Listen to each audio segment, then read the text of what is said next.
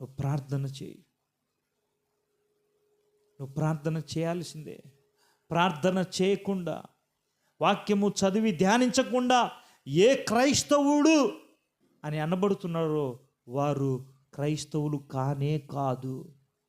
ఈరోజు ఎంతకాలం నుంచి నువ్వు చర్చికి వస్తున్నా, ఎంతకాలం నుంచి నువ్వు కానుకలు ఇస్తున్నా, దశమ భాగాలు ఇస్తున్నా, దేవుని కోసమని ఆయన నామములో ఎన్ని పనులు చేస్తున్నా, నీ జీవితంలో గనక నువ్వు ప్రార్థన చేయకపోతే, వాక్యము చదివి ధ్యానించకపోతే ఖచ్చితంగా నువ్వు చేసే భక్తి వ్యర్థమైనది, శక్తి లేనిది, శక్తిహీనమైనది.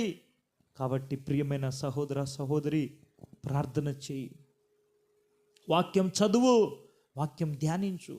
ఇవి రెండే ఒక క్రైస్తవుడికి రెండు రెక్కల్లాంటివి, రెండు కళ్ళ లాంటివి.